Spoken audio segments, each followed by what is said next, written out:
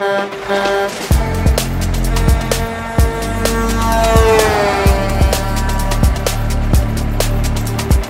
everyone, and welcome to the podcast, Caution Wide Right. It's just another trucking podcast. With me today, we have some great guests, Matt Witmer and Andrew Walker from Shipley Energy. Shipley is a natural gas, propane, heating oil transport company serving commercial and residential customers across central PA, eastern Pennsylvania, regionally in the East Coast too. Matt Witmer, he's the manager of transportation operations.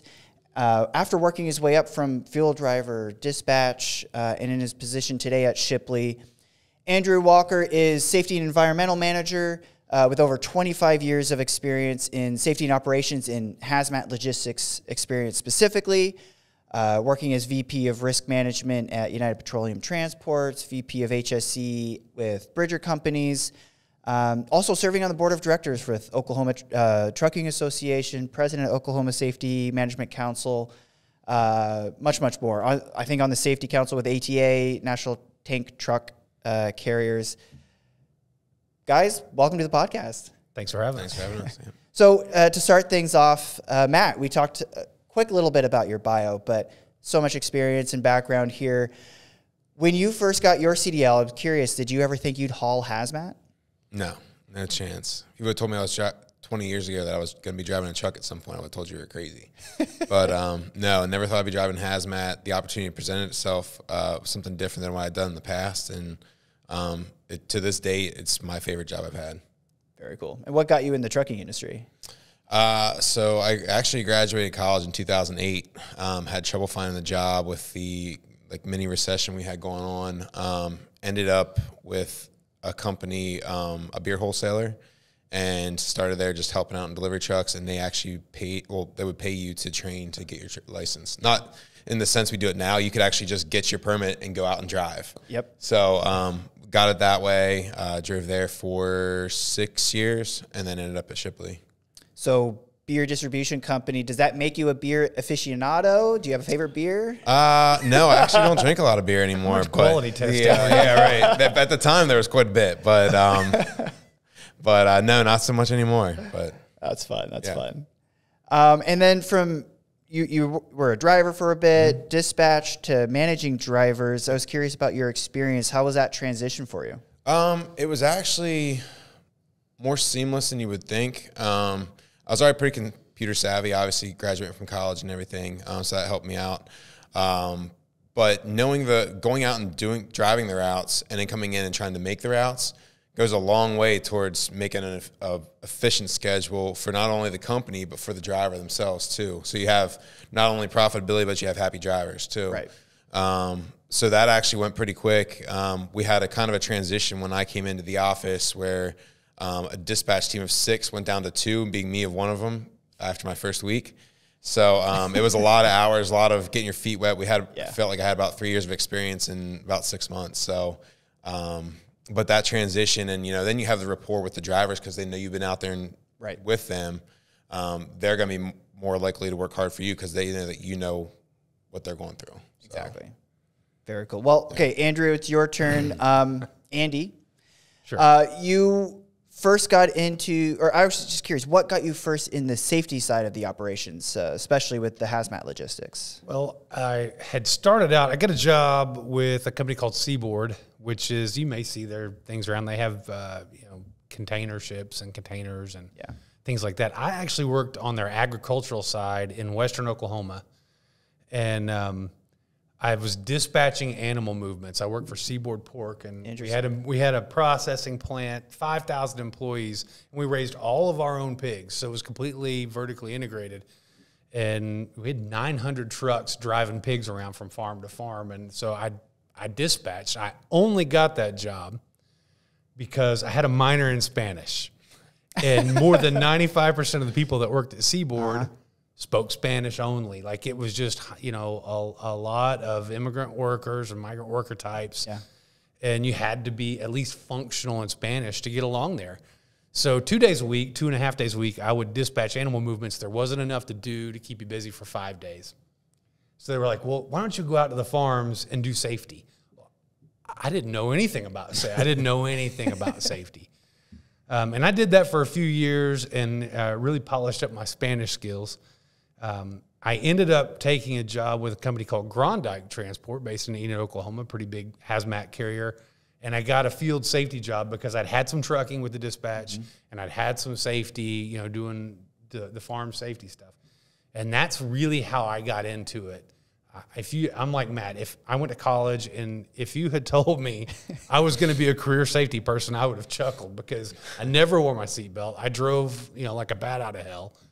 And then that's just not the direction that, my life took me. But that's how I got into it. And it's just been a gradual progression from there. So safety manager today, what does your day-to-day, week-to-week look like? I know your position can be, really hundreds of different types of things that you're involved with. What does that look like? Well, so we have bulk plants where we store our own fuel, several million gallons of storage. There's a pretty heavy amount of regulation and maintenance that goes with those. Yeah. My team oversees the bulk plants, in particular the maintenance and the upkeep and the regulatory aspect of it. So that's a huge part of the job. Of course, we do the safety stuff, the compliance, like everybody's accustomed to. But it also means working with our executive leadership team to develop our risk profile. Right. Well, what is our risk assessment and what is our tolerance for risk?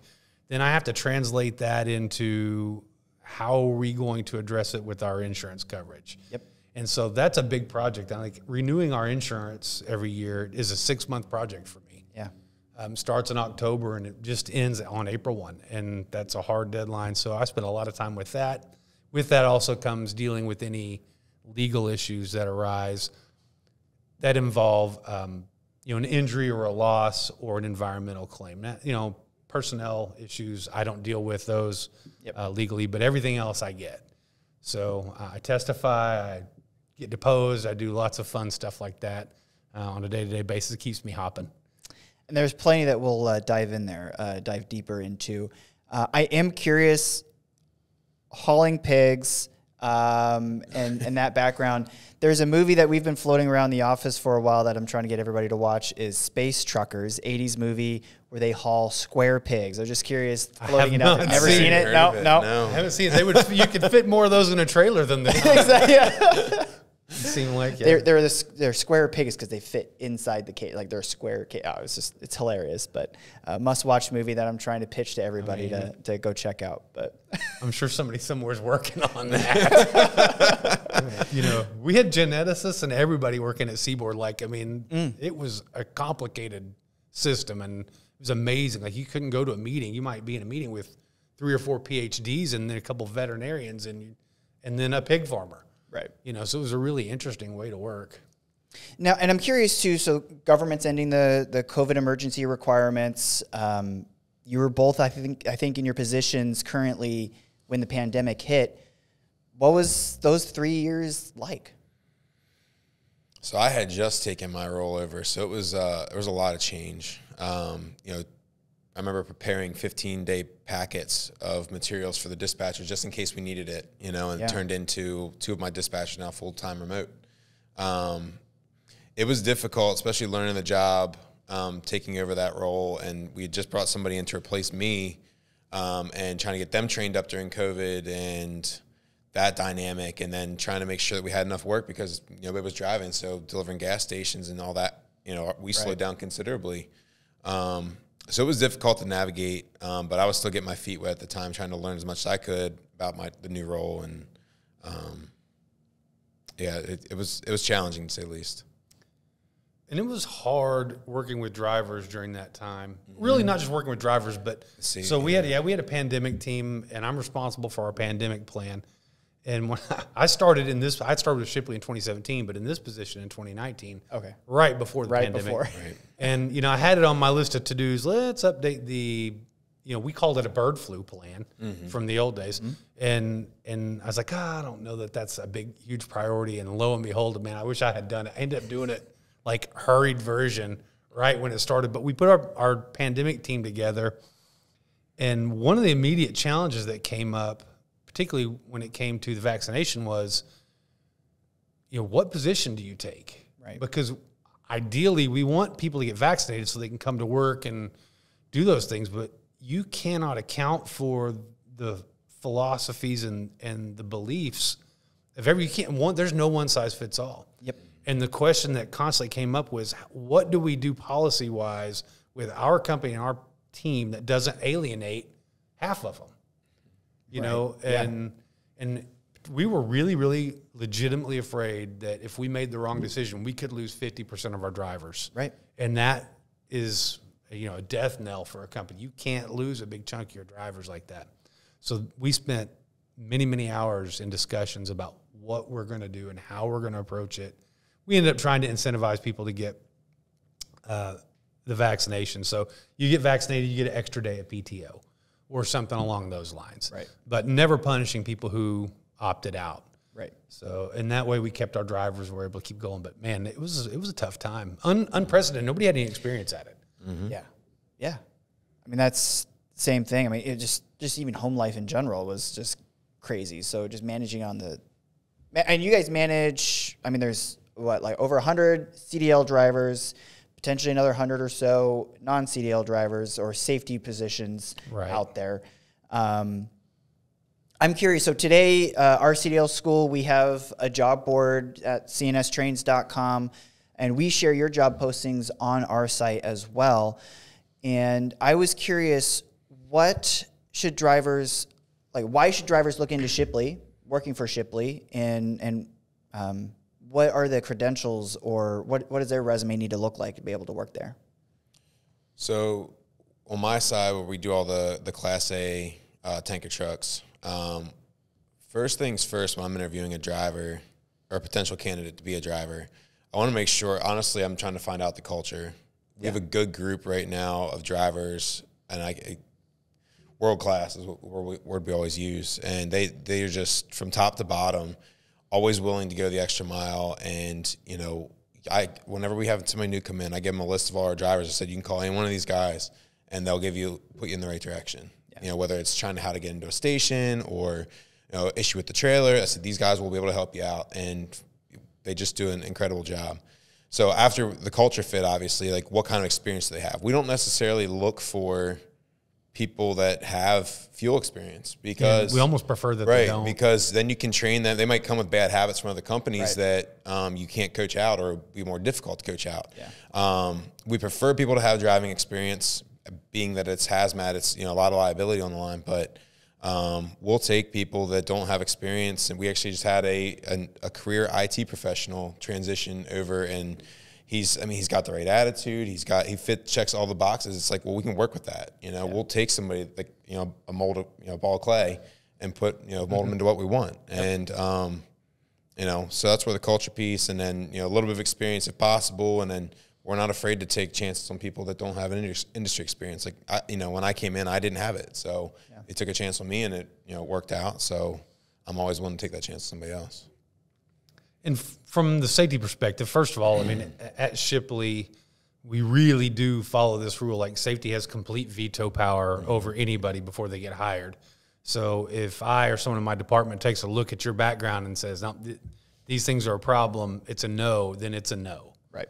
And that's more a company policy thing that's really helpful for us. For a driver or somebody listening to this who's thinking about applying, what we look for on the nuts and bolts side of it are people who are rule followers, right? If you're a rule follower and you take pride in what you do, then you're teachable, because as Matt made a really good point, we're going to have to teach you quite a bit.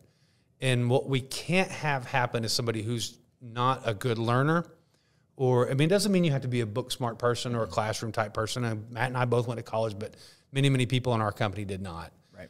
But the thing is, like, if we teach you to do it a certain way and you think you know a better way, that's going to be a problem. Yeah. Right? That's going to be a problem. So people who follow the rules when they're hauling hazmat and dangerous goods, that's really, really important. And that's the first thing we look for. And the way we look for that is we use their PSP in the background. Mm-hmm. I'm not so worried about a speeding violation on somebody's MVR, right? I mean, as long as there's not a ton of them or they're not crazy outrageous, everybody gets grabbed for speeding at some point. We all get that. Doesn't tell me anything about you. Yeah. But what tells me about you is if I see on your PSP 2 different times you've got a seatbelt violation, nobody on earth made you not wear your seatbelt. Yep. There is no delivery so time sensitive and no dispatcher, Matt, that's such a bully that you have to hurry so fast that you can't take 1 second to buckle your seatbelt. You don't wear your seatbelt in the face of overwhelming evidence that it's safer and better to do so. Right.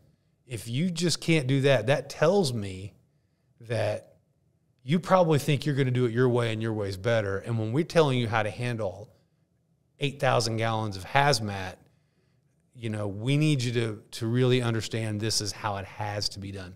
We don't have problems because the process fails. We have problems because we fail to follow the process. Right. Right? So if you follow the process, you're going to be fine. And that applies beyond Shipley. If somebody teaches you a process as a driver, follow that process, right?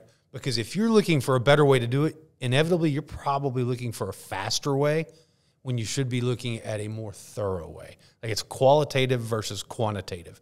Quantitative, and I can get more done faster, but that's going to lead to problems. That's what causes corner cutting. So the qualitative side is how safely can I do this, or how properly can I do this? And that's the mindset we're trying to set. So when we see things that lead us to think that you think the rules don't apply to you, we'll find somebody else because you're not going to be a good fit. So the easiest thing is a drug or alcohol conviction. You have something like that with the CDL, you know you can't do that, and you don't respect the rules. You know when you get your CDL, I can't have medical marijuana. You know, a DUI is a .04. Like I can't have any of these problems, or I'm not going to have a career. And if you think that you can do it on the weekend and get away with it, that means you don't respect the rules or the process. So those are the things we look for really. In terms of disqualifying factors for somebody, you know, that serves us well, you know. I mean, it's not the traditional things I think most people look for. Why worry about it? Use trusted and certified collectors from our collection sites. At CNS, we have our own collection sites and are a certified consortium and third-party administrator, or a CTPA.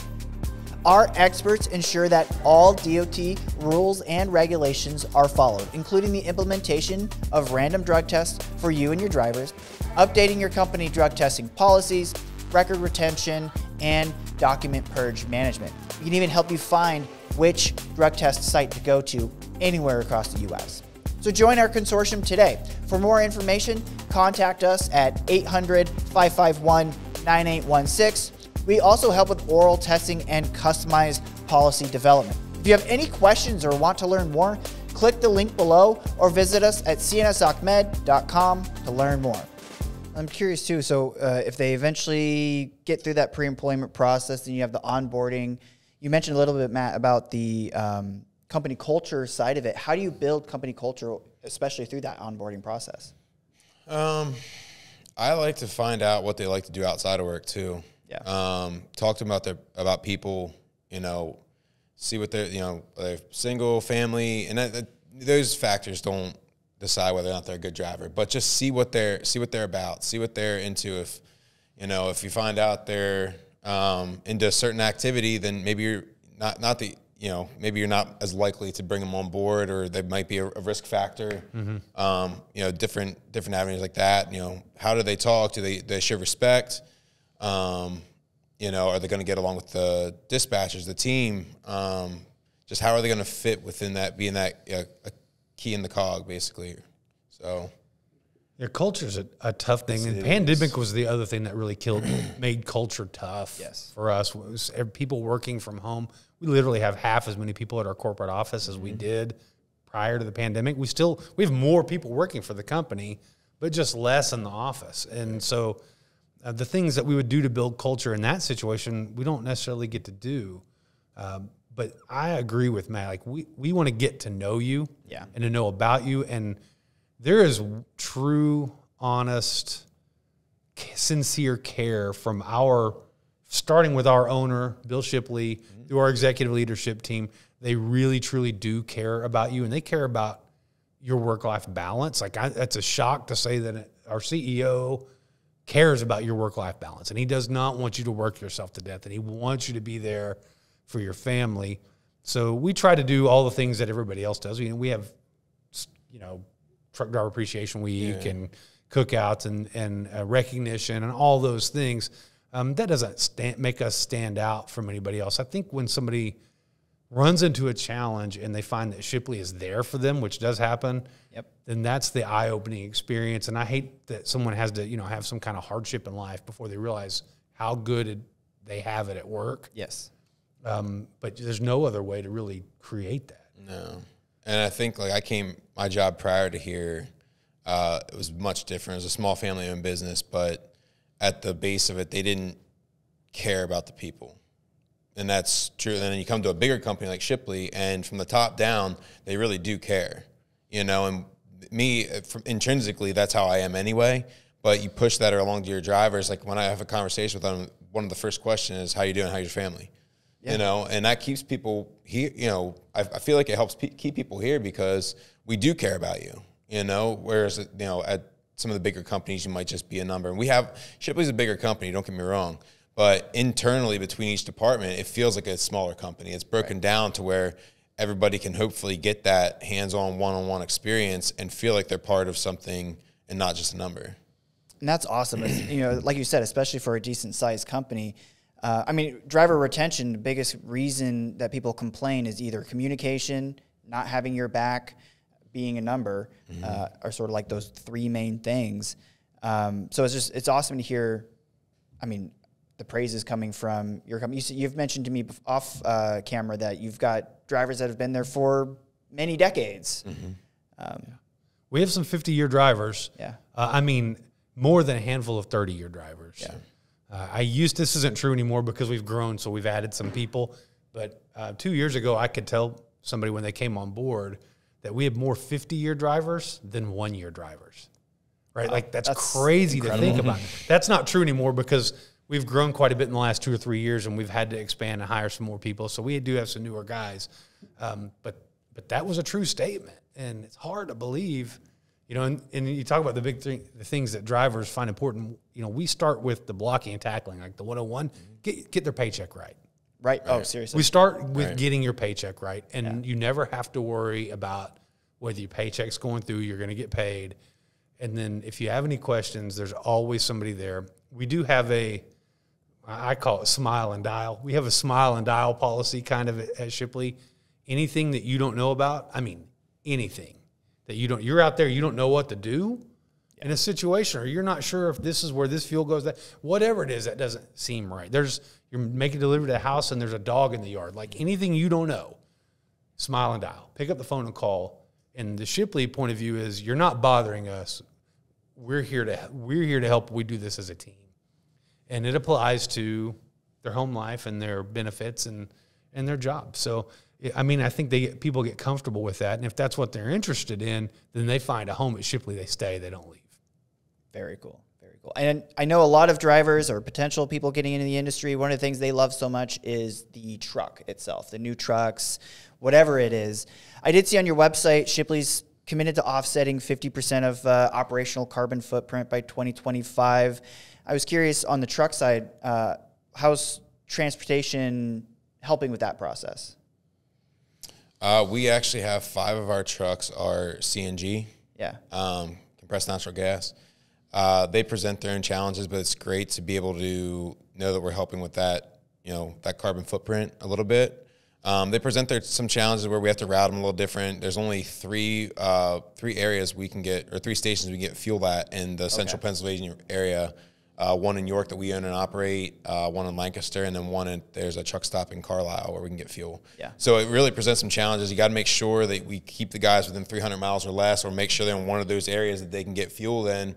But it's great to know that we can help do our job where we're delivering diesel fuel, gasoline, but still be able to help the environment at the same time. And with the CNG truck, I'm just curious about, is the pre-trip a little bit different? What are they looking for with that kind of a truck? There's really no difference in pre-trip. You're still checking your fluids. The trailer has its own pre-trip process, but you're still going to do the same thing there. The one difference is you're going to check there's a pressure gauge to show how much CNG you have, and it might not always mesh up 1-to-1 with the fuel gauge. Sure. Because you want to make sure that the pressure gauge is up around 4,000. If not, you may want to top off before you get started. You know, just to make sure that you're not going to run out of fuel.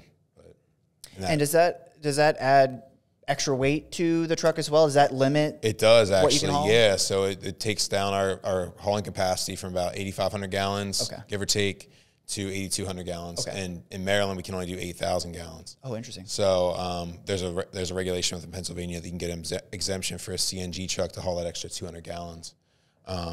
Yeah, I know EV trucks, same thing. They can go 80,000 up to 82,000 with EV. Battery packs are way heavier than that. But right. So that affects our profitability a little bit, not being able to haul those extra 300 gallons. But all in all, they're good trucks. Very cool. Very cool. And I'm just curious about the maintenance too. So the tanks themselves, I know just in general, looking at, you know, the whether it's residential or if people have tanks during the summertime, they get low, they can fill up with sludge, things like that. What's the maintenance process look like on the trucks at your end? On the CNG trucks? CNG or just the tankers themselves? We don't run into a lot of issue on that end at all, honestly. Not that I remember. Well, on the tanks themselves, not the. I'll have to let you talk about the CNG. Yeah, because CNG, there's nothing different. Yeah, I don't deal with that very much. But with a hazmat tanker, there's a whole litany of inspections that have to be done depending on what the build of that trailer is and what it's designed to carry. Right. Those are called HM183 inspections. And we have to keep track of those and make sure they're done. If it's not done in the set amount of time that it's required, that vehicle's out of service. Right. And there are plenty of like stopgaps. You could drive it up the road, but if you got to a loading facility, that trailer has to be paper tested. Well, but it's going to be registered with that loading facility. Okay. And they're going to have that date, and they're going, oh nope, that's past date. You can't load that trailer. Right. And that would be a hassle for us, but. These are expensive inspections. I mean, there's a visual, which is easy, but there's an internal test, and that requires 3 people, and they're going to get inside and not just look at the inside of the tanker, but actually X-ray welds, do some things like that. It's a big thing. There's a leakage test and a pressure test. Yeah. If the tanker has a liner, which some chemical tankers have a liner, they've got to inspect that. They inspect the upper coupler, which is what connects, houses the kingpin. They got to pull that down, inspect it, X-ray it. It takes a significant amount of class time to get certified as an HM183 inspector, and then 2 full years, so 2,080 hours per year, so 4,160 hours, I guess, of working full time on hazmat tankers only. Wow. To be certified to sign off on one of those inspections. So we don't, consequently, in most companies, don't have an internal person that does that. Right. That's a risk that we deflect and hire a specialist for. So we'll get those inspections done elsewhere, but they've got to be done, and it makes you keep those trailers up. And you can run them if you do that, you can run that equipment for eons. In my past, I had a propane trailer that was built in the early 1950s. It was still the 2010s, and we were running it. I was going to ask, is there a lifetime for those trailers? If it passes the we've got quite a few that I think are from the 90s. Yeah. We actually have a couple asphalt trailers. Well, not a couple. I think there's only one at this point. That was a 74. Yeah. And it still passes inspection. It still runs well. And asphalt's technically non-haz, so the inspections don't necessarily apply. It depends on the type of asphalt, I guess. But yeah, I mean, if you take care of your equipment, you can run it for quite a while, and then the engineering doesn't change that much. It has a little. I'm going to bore you with the engineering stuff that's changed, but they look the same. Right. Like if you keep it clean and polished and nice, nobody's going to know that truck or trailer was built in '98 unless they get over there and look at the spec plate. Yeah. I mean, it just looks nice running down the road. All right, let's go. Some of the internal workings are a little older, but it may be cable actuated instead of air, whatever. Yeah. But it to still see looks to see it. Yeah, Well, and so this comes down to also, so you need for CDL drivers a tanker endorsement, hazmat endorsement. Explain a little bit. We talked a little bit again off air too. The sort of the tanker side of it. We have a truck simulator downstairs. Whether it's that reaction of wanting to do a quick turn, and then you can potentially roll over, things like that. Talk a little bit about that.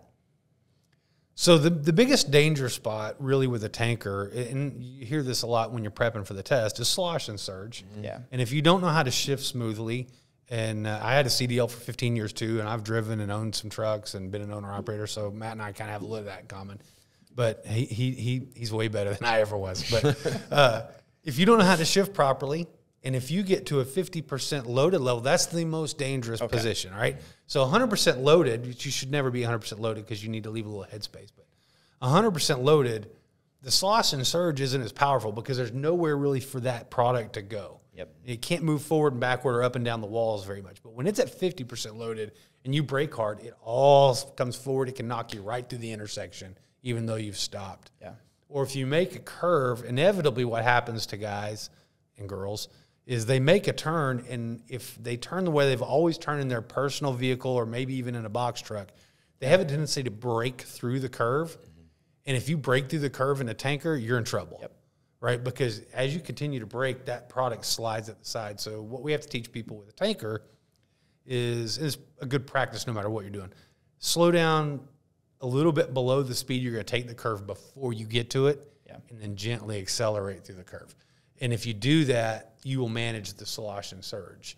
But it can happen. You can slide around and be a little bit out of control, and that product will climb right up, and you won't feel it. It rolls over, not all at once. It does it kind of whips like a towel. Like if it goes over, the trailer will go over and be almost all the way over before you and the truck realize it. And then the next thing you get whipped over real hard. Oh. And that's the way it works, even if you're going slow. So it can be a scary situation, and really has to do with driving a tanker properly. And it's like even more pronounced if you're hauling milk, because there's no baffles. Right. It's a smooth bore trailer. Like with us, what we do in fuel, there are bulkheads in that trailer. Right. There might be 4 or 5 different compartments, and that will arrest a lot of the movement of the product, so it's not as pronounced. Some of those even have baffles in them yet too for extra. Because I knew that was one of my biggest concerns when I switched from dry packaging to liquid. And I was like, you read in the book. Those beer cans don't slosh. You can read in the book, it's like talking about the surge, and I'm like, okay. And I honestly never felt a difference driving a gas tanker. I never felt that. I know the guys when they drive the asphalt, because asphalt's one big tank as well, and propane too will feel it a little bit more than I never felt it. But so I'm curious on the driver training side. Obviously, your guys' safety record is impeccable, especially compared to national averages and things like that. What are you doing on driver training? I don't know. Do you have weekly, monthly safety meetings, video training? What are you doing to train drivers, whether it's being safe, but also, again, preparing for potential issues that happen down the road, whether it's their fault or not? Well, we have quite a few training things that we do. We start at the beginning. We started just in the last year, certified trainer system, so that a new hire comes in, they get onboarded, and then they get assigned to a certified trainer with us. So this person's been through a train the trainer course. We have a bunch of dedicated things that we want to teach, and a manual that they teach from. It's not they sit there and read the manual, but that the manual explains these are our processes. Because we talked about process and following the process, and that's the important thing. And they don't get released to dispatch until that trainer signs them off and says, this person's ready to go, and we feel comfortable with it.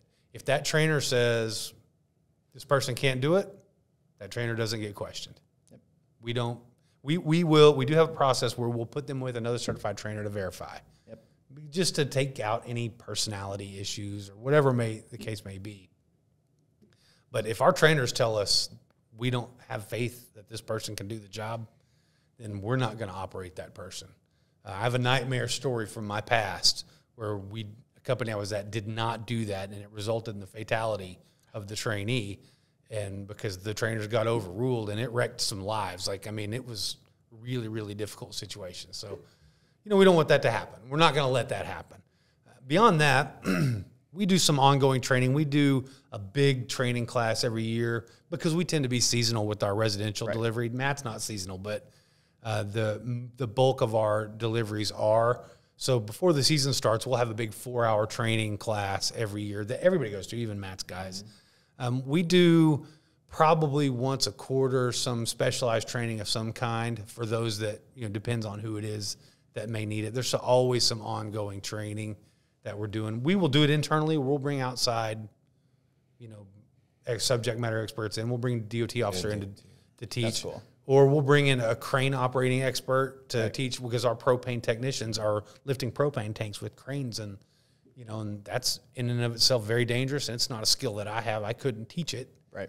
And only Matt could teach it. And so we bring somebody in from the outside to teach that and go through it. So, if you're not staying on top of those things, then you open the door for people to just, and this is going to sound bad, but to just do the best they know how. Right. And when somebody's relegated doing the best they know how, they lose all of our experience and knowledge of what happened and how the best way to do it is. If we leave them in a situation where I'm just going to do this the best I can and hope for the best, that's really, really, we've failed. We believe when that happens, and we teach our drivers and our technicians and our people, if you ever catch yourself saying that in a situation, that you have stop work authority. You stop right now. There's no questions asked. You're not in trouble. You'll never be in trouble. Stop, call somebody, and let's get it figured out before we proceed.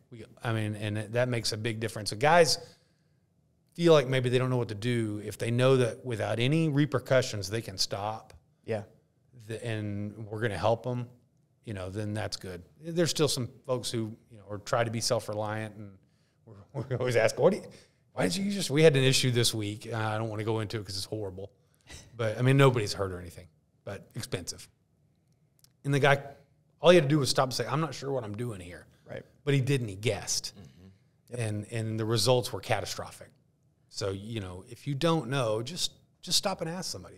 At Shipley, nobody's going to drive you to do something you're not sure or you don't want to do. You don't feel it's safe. We're going to stop. Yeah. So I don't know what other training there might be, Matt. I'm sure you guys do some too. No, I was going to touch on the train-the-trainer program that Andy put together, which was really fantastic. You're really, because we had a lot of guys that have been here for a long time that were training, but this guy might train different than this guy would. Yeah. So you'd end up with two different drivers depending on who trained who, So that kind of unified our training a little bit.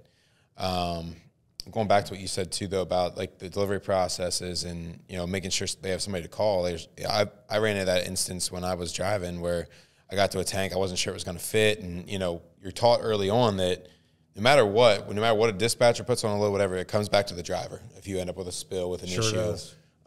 So it's your livelihood that's out there if you're not taking precaution. I wasn't sure if the load was going to fit. I was on the phone for an hour and a half with multiple people before I was comfortable dropping that fuel, and it worked out.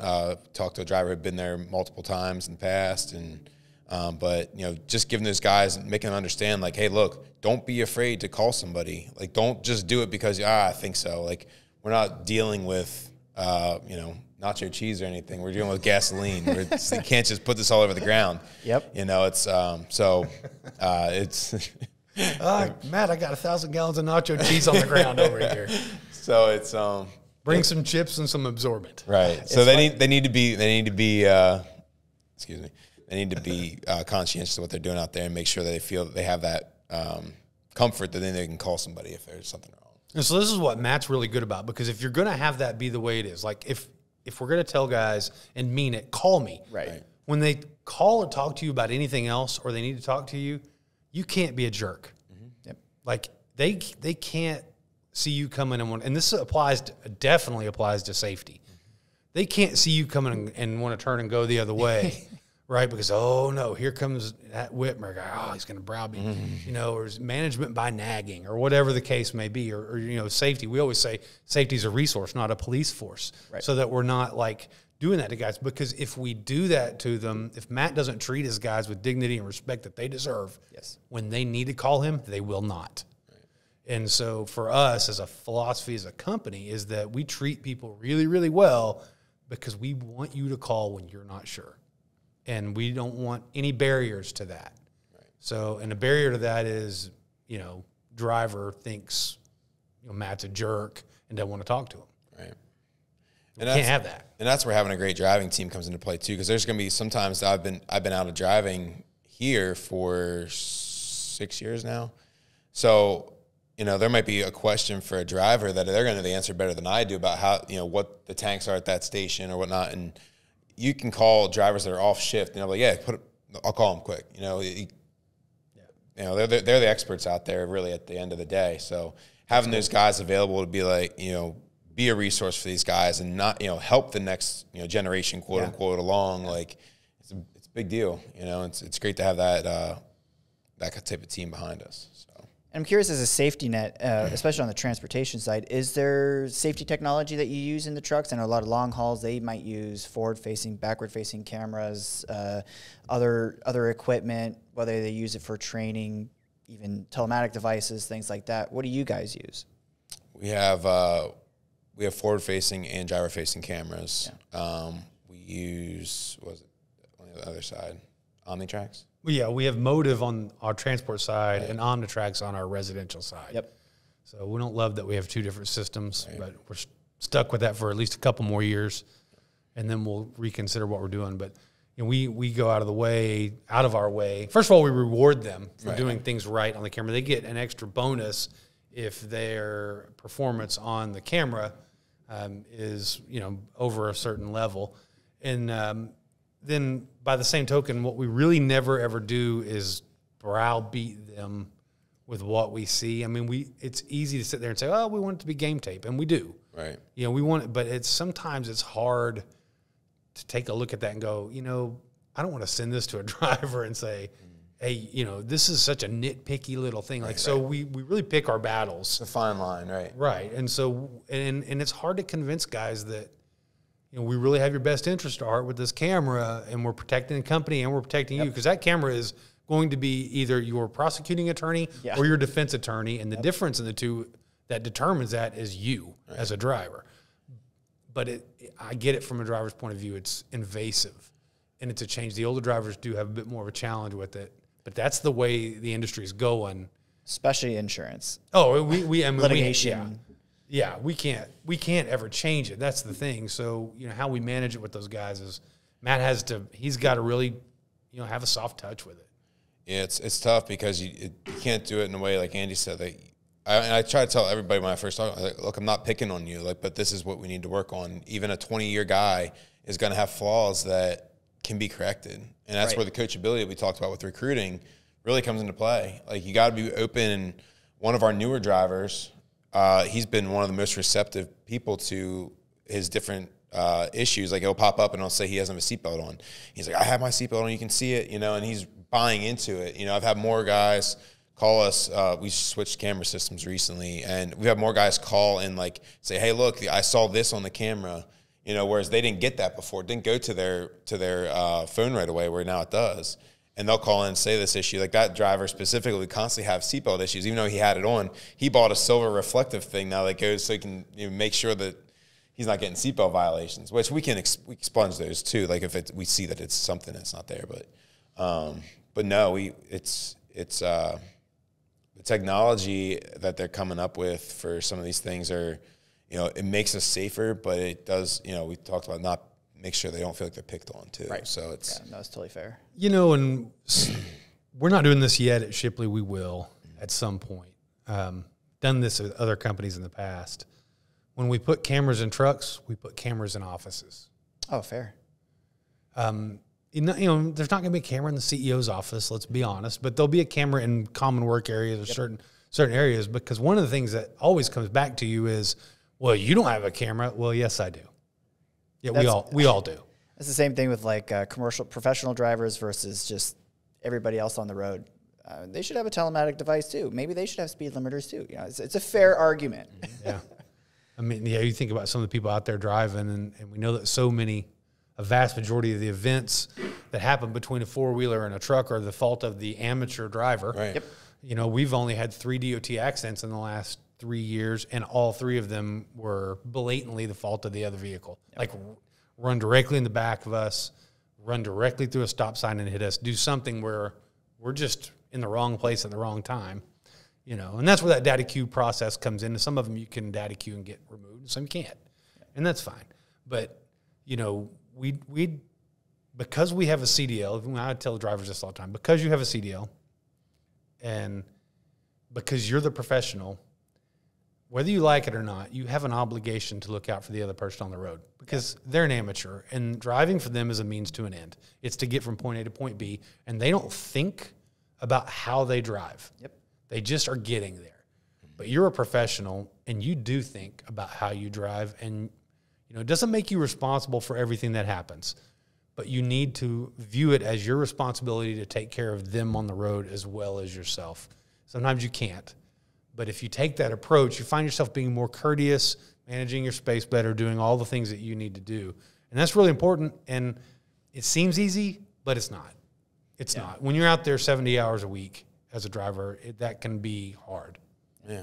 It's easy to get complacent sometimes, and that's where we can help reel them, not reel them back in, but help them notice their faults if they have them, so.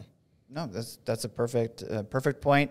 And I think it's a great transition. I do want to eventually start talking about regulation changes. There's stuff with safety, crashes and things like that, preventability. But I think we're going to take a quick break, get out of the seats, grab some water, and then we can come dive back into it. CNS Driver Training Center has just changed the status quo and has completely disrupted the current landscape of CDL training. What makes our CDL school diploma programs different? We want to be cost-effective and flexible for you, the trainee, not the school. Our Driver Training Center is up to 40% cheaper than competitor programs which focus on training students in groups, not the one-on-one training like us. Who wants to learn how to be a professional driver crammed in the back of a truck with a group of trainees? Ron, get off of me! We offer classroom and online theory training to better accommodate your availability. We developed this from inception so you have the most impactful learning experience. CNS is the first school to be approved by our state for one-on-one Class A CDL training. Our one-of-a-kind CDL training program is designed with the trainee in mind. How? Because the program is specifically focused on the trainee's current aptitude, learning style, and desired job outcome. We're all about delivering high-quality professional truck drivers to our industry in a timely and cost-effective manner. So why wouldn't you choose CNS for your CDL training? Give us a call at 717-496-9145 or email us at support@cnstrains.com. Or you can fill out the form below and somebody will be in contact with you soon.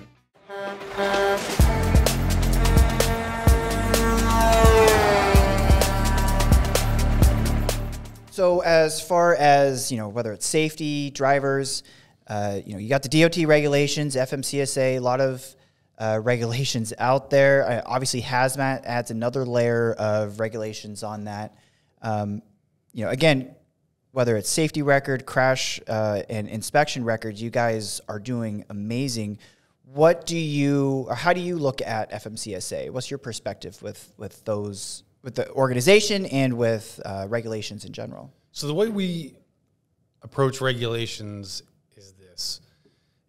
Being compliant doesn't make you safe. Being compliant only makes you compliant. Correct. The reason you are compliant is not because you're worried about an audit or a government group coming in to see you. Like the FMCSA or OSHA or anybody, they can come audit us tomorrow. I fear no audit. What the worst that can happen in that situation is they come in, they find a few things, they write us up a fine, and we fix it and we move on. But it does not interrupt our ability to operate. And my experience with audits, particularly with FMCSA, is once they get in there and see that you're doing most of it right and you're trying really hard to make sure you do it right, you're not their target. They move on quickly to somebody. They want the outlaw. They're looking for that company. So because of that, we don't really fear them. But we comply for really a different reason. And the reason we have to be compliant is if we're not compliant, that puts us at risk for litigation, right? I mean, we fear plaintiffs' attorneys. We don't fear them, but we dread them, so to speak. And that's the reason to be compliant, because when you're not compliant, if a plaintiff attorney gets a hold of that, then they can shut us down. They can keep us from being able to get insurance. They can make us negligent. And if we have one of these nuclear verdicts with a huge amount of, punitive damages are not insurable. Right. So that your company's getting the checkbook out and writing that. I mean, Compensatory damages, that your insurance is going to cover that, depending on what your coverage is and how much the damages are. But the punitive damages, you're paying those, and that's going to stop your ability to operate. It could potentially stop your ability to operate. So we comply. It's obviously the right thing to do, but we comply because that keeps us, that mitigates our risk. We don't comply because, people go all the time. I hear people say, "Oh, we better do that. You might get audited." Audit me. Come on. I don't care. Bring it on. And it's not that, we want to tempt fate with them. We love you, FMCSA auditors. But the fact of the matter is that's not where the real risk for us lies. So when we comply, that's the approach we take. We learn and the other thing that we say, and I tell this to drivers in our training, and I say it all the time, do not try to logic your way through the regulations. And the reason is the regulations don't make logical sense. A different group of people make them. They grow, they change. As political parties change in the White House and appointed positions change at the DOT, the direction of the regulations can change, and it moves slowly, but it does move over time. Yeah. And if you're out there working, you think, well, it seems like this would be the right regulation, you're going to do something wrong and be out of compliance. And most of the time it happens because Matt would look at it as a tanker guy or a guy hauling beer, and he doesn't realize that when a regulator writes that rule, they have to write it for everybody. And so it's going to be written in a much more broad or different perspective. And so don't try to figure the regulations out or use logic to be compliant. What you need to do is learn the rules, don't question them, because that's just going to drive you nuts, and then play by them. And that's what we do. And obviously, one of the things we preach is proactive safety. So it's not only are the rules there, that's like the base minimum, really, for safety. That's the baseline. And especially when it comes to whether it's insurance or when it comes to litigation, they're not looking at, are you complying with the base minimum? You should be, and that's fine. They'll find something else to complain. Why aren't you doing what everybody else is doing? Like, hey, bigger fleets have cameras. Luckily, you guys got cameras and using that. I'm curious, too. You mentioned you being deposed? Yeah. Yes. Disposed, like toss him out. Matt wishes that I could be disposed. But I'm just curious, what's that process like? How do you prepare for when events like that happen? I'm sure medium and larger fleets out there are always curious about this process. Well, sure. I mean, something bad's happened if you're going to be deposed. Right. And, we're just trying to fact gather. Yeah. And the critical part about the deposition is that's really where they're trying to determine negligence on behalf of the company and what really actually happened.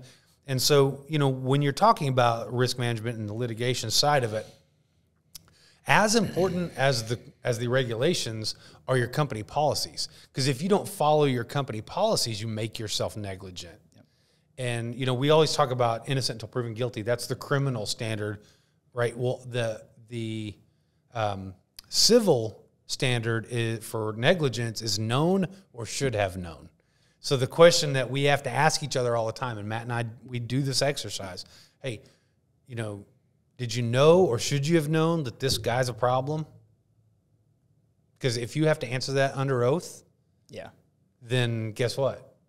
We're going to be negligent. If we knew or we should have known that, we're going to be negligent. So we have to follow our own policies. Our policies have to be clear. There's an art to writing a policy that gives you a little bit of wiggle room. Right. We use very little wills and a whole lot of may. Right. Very little we will terminate you if, and a whole lot of we may terminate you if. That way, if we decide not to terminate somebody, we haven't violated our policy. Right. So if we violate our policy and hire a guy that we say we won't hire, our standard says you must be, this is, for example, 22 years old. And we hire a 21-year-old. And he goes out and 5 years later, when he's 28, he's in an accident and he kills somebody. A good plaintiff attorney is going to say, you hired him improperly, and if you had followed your own processes, he wouldn't have been here to have this accident. And we can't really argue with that. It makes us negligent. So, you have to follow your own rules. Yeah. And that's like the real challenge with the whole thing. There's so many different things that can happen. And so when you're getting ready for a deposition, you get prepped and you know what's going on. There's certain things you want to know about, and there's some things you'd love to not be able to know about or hope that they don't answer. But you just have to be honest and not be intimidated, because you're going to get asked the same question 4 different ways. Yeah. Right. And your nature is, when somebody asks you that question over and over, well, maybe I'm not telling you what you want to hear, so you change your answer. You just got to give them the same answer. You got to give them the same answer. Remember, they're not there to help you. Right. They're not there to help you. And they're actually there to hurt you. So, you don't want to be combative, but you don't have to be, their friend. You just answer honestly because you're required to, but don't say anything you don't have to. Right. It's a challenge. It takes, and they have like an hours of service for that too. You can only be, I tell people this all the time, you can only be on the stand for 9 hours. Interesting. In 9 hours. I mean, all right, well, think about that. If somebody wants to browbeat you for 9 hours, that's a long time to have to keep your mind focused on something and straight. And they don't necessarily do that to the safety guy. They're going to do that to the driver. Yep. That's who they're going to try to get him to say something. They talk to me. They know all right, we're not going to trick him with this X, Y, or Z, but let's talk to this driver over here and see what can happen. That's who they'll go after. Yeah, that's interesting. And I'm curious, especially on the insurance side. So you say it's like a 6-month process for you, whether it's transportation or the HAZMAT pieces of it. What's the kind of prep that you do, or how does safety work with helping keeping premiums reduced? So at Shipley, we're in a thing called a captive. Okay. All right. And the way a captive works, if for those of you may not be familiar, we and 400 or 500 other companies, we all contribute a certain amount of money into a pool, and we basically insure each other. So we're self-insured. Nice. So the way that works is we pay for all of our own things. But the way the laws are written, you can't just be self-insured. You have to have paper insurance. So then there's a whole bunch of legal things that go on in the background in which our captive insurance is given like legitimate insurance. So for us, what we say is our Zurich is our on paper insurer. Yeah. But we have so much money into it, and all the companies that are involved have so much into it, that Zurich doesn't ever really get touched with it. And then we have to manage it from there. There's a bunch of different lines. So we have to be able to explain to the actuarial team from our captive what our actual risk is. And that's based on our payroll, the number of buildings we have, what we actually do, our drivers. There's a huge, long set of information that has to be gathered for them every year and sent to them. And it's largely based on your performance on the previous years. So a couple of years ago, we've had some record-setting good performances for 3 or 4 years. But a couple of years ago, within 4 days of each other, we had a guy fall off of a ladder making a delivery, and it was a $500,000 claim. Wow. I mean, dude could not remember his name for like 6 weeks. Like, it really messed him up. Could not remember his wife, couldn't remember his children. Like, the guy's legitimately hurt. And so that was a problem. And then 4 days later, we own the York Revolution. So under the Shipley group, York Revolution, the baseball team, and a groundskeeper at the baseball team fell off a ladder and was severely injured. And I don't want to get into the personal details for any of those guys, but that one was also a $500,000 claim. So, our claims are run $200,000 to $300,000 a year, and in 4 days, we had $1 million worth of claims. Like, the reason that's important is that's what the insurance company looks at when they determine what your premiums are going to be. Yeah. Right? So anytime, this is like a word to the wise, and I hope I don't step on any toes when I say this, but anytime somebody comes to you as a vendor and says, if you do this, your insurance premiums will be reduced, that's not true. No, it's way. That's a sales pitch. That's just completely not true. You're not going to be able to call your insurance company and say, hey, we're using, I'm going to say Smith System. They don't say that, but we're using Smith System, so I need my insurance reduced. They don't care. They're not going to reduce your insurance. There's only one thing that reduces your insurance premiums, and that's not having claims. Not having claims. If your claims dollars go down, your premiums will go down eventually. But anything that can happen to drive your premiums up, they'll drive them up. Yep. It's the red flags, not the you're doing good. So they'll go great. Keep doing the Smith system. They like that you're doing those things. Yeah. And the thing is, if you do enough of those things and you do the right ones, you will have less claims. That's why you do those things. That's why you do it. And that's how your insurance will come down. But if somebody's trying to sell you a system, a camera system, for example, and they say, if you take this, your insurance will give you a discount. No, they won't. They like that you're doing it, and they'll take it in consideration. But it's the not having accidents is what gets your insurance premium reduced. So the reason we're in a captive is that, we're self-insured, and that means the premiums are way less. But whenever something goes wrong, we're paying for it. Yep. And if it gets beyond a certain point, then the group will chip in and save. And the better we perform, the better our premiums are. Yep. But to do the captive is a lot of work. I mean, it's a lot of work. If you just get regular insurance, go through a broker, that's not so difficult. I mean, I've done that too. Yeah. And that's a whole lot easier. The captive thing is worth the time and effort because you can save a lot of money. Actually, you mentioned Shipley owning York Revolutions. There's a lot of really cool community involvement that the company does, especially on the transportation side. I mean, if there's a big, say, a hurricane down in Florida or somewhere down south, you guys go out, at least a handful of people go out there and help with that. I'm just curious whether it's regulation, safety, or just that process of helping these other people out. Talk a little bit about that. Well, it's a win-win situation for us. I mean, one of our mission, points on our mission is to provide, to be a good steward of the community, basically. Yeah. So the community is very important for us, and the community doesn't just have to be in York or in Lancaster or Malvern or wherever we happen to be. So when there's an opportunity to go do that, it's really, really a cool chance for our drivers to go get to be a part of something special that doesn't happen every day. And we also, by the way, compensate them very, very well for it because it's that important to us to do it. So they'll spend days. We've sent people to Miami, to New Orleans, to Houston, Corpus Christi, all over the place in our little, tank wagons. Yeah. And, it's an adventure. You're going into it feels like they're going into a war zone. Yeah, seriously. And it's a very fulfilling bit of work. I mean, there's not a lot of times when you're doing your job that you get to feel real altruistic about it. Yeah. And this helps our guys do that. And like I said, it's a win-win because also, by the way, they get to make good money while they do it. So, we want to be a part of that. We work directly with FEMA and some other vendors that have the interface with FEMA.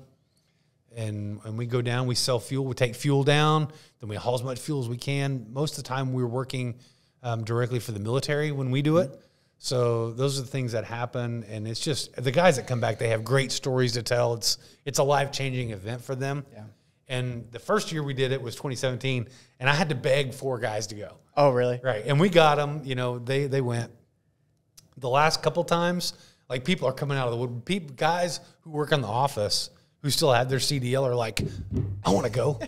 Yeah, right. So I think we did have a dispatcher go last time. So, it's really cool. It's something we look forward to, and we wish we could do it every year, but then you can't. You got to be careful about wishing that because then you don't want to wish. You don't want to wish that hurricane on the Gulf It's going Coast to happen every year. anyway. But Right. Seriously. Well, and I'm curious. So, dispatch side, do you have to worry about how you manage? I don't know, safe roads to get down there, whether there's flooding, whether there's anything like that? On my side, it's mostly on the tank wagon side that we deal with it, so it hasn't impacted us too much. I did have one guy go down to New Orleans the other year, but there's definitely some routing concerns. We haven't really had to worry about the routing of getting them down there. We work with another partner too that coordinates a lot of that stuff, where they'll meet up at Virginia, North Carolina, somewhere, and then go the rest of the way down. We handle logistics off to Foster Fuels in Virginia, and then they dispatch our guys. But what we do is we stay on top of their lodging and their location and their needs and their per diem and all the things that they need. If they need to buy, a lot of times they get down there and they got to buy tools. Yeah. So we don't ever just set it and forget it. We're there talking to them constantly, but their day-to-day dispatch comes from a different company. Yep. And the really interesting thing is, they'll go to where their staging point is in wherever the area is that has a problem, and they just have to be waiting and ready. And I had guys who actually worked on like 6 days, but were down for 21 days or 22 days. So 15 of the days they went down there and sat next to their truck for 10 hours, waiting to be sent somewhere, and ended up not going anywhere that day. Right. So, and that's just, the government at work, I suppose, but it's not an easy thing for FEMA to organize all that. So I don't judge, but the fact of the matter is we need fuel for this, that, or the other, and we don't want to, in the military, they don't want to let that fuel go to some private thing in case they need it. So they'll go sit, but they show up, they wait. They started taking lawn chairs and books and, music and things like that to keep themselves entertained because they might be sitting there all day. And then other times they go, and because the hours of service get waived, and all those things happen, then they might be down there working 20-hour days. Yeah. But it's either way, they come back raving about what a great experience it is. So we're really happy that they get to do it, and we're proud to. We brag about it, and it warms our heart. It sounds like to me, being from the West Cost, all the wildfires and stuff that we have out there, it's sort of the same thing. They dispatch with another. So that's interesting. It's fascinating. So jumping into regulations a little bit, some new things that are coming down the pike. FMCSA proposing speed limiter rule. I'm just curious. Love it? Hate it? Well, there's not a mile per hour front. Go ahead, man. They haven't. I was going to say, I think we talked about it off air, but you worry about getting the safety issue of it, of traffic getting backed up because the truck can only go 59 miles an hour, 60 miles an hour when everybody's flying around you. And how the impacts it has there on just regular traffic flow. And it'll have an impact beyond just that. We know that variability of the traffic flow is a big problem. Right. Drivers have stated that, and I promise you the FMCSA is aware of that. It's not a secret. But if you project that forward, it's going to impact manufacture of trucks. Yeah. And so when you buy a truck, a new truck will come standard with that setting, and to override that or overrule it will be a challenge if you were so, wanting, and some people will. And then the other challenge with that then is, we want to get cleaner trucks on the road. Well, a speed limiter rule is going to mean a lot of independent operators keep their old truck. Yep. ELD did the same thing. ELD did the same thing, and so did 2010 when the emission standards changed. Yep. Everybody that could get grandfathered in is just running those trucks as long as they can. And so those kinds of things happen. The speed limiter rule, to me, it comes up every few years, and it never seems to work itself out, so I don't really sweat it. And the thing I'll say about it is the big companies are already doing it. Right. And if you're a new driver into the industry, you're probably going to have to go through a big company to get your career started. In most cases, it's not that big of a deal. Just do what the truck does. Don't worry about it. I always felt it was more relaxing to get in the right lane and roll down the road at 63 than to try to be, weaving in and out of traffic and getting past this guy or that guy or the other. If you don't have lane restrictions or dedicated highways, I don't know how the speed limiting thing's going to work. Honestly. Agree. And especially, it's always interesting, too, because it's like they set such a hard number, but some states, when we came over from Oregon, we drove over, and Wyoming, wide open, mile, the roads are a lot faster. It should be more of a variable thing, I think, than here's a strict number.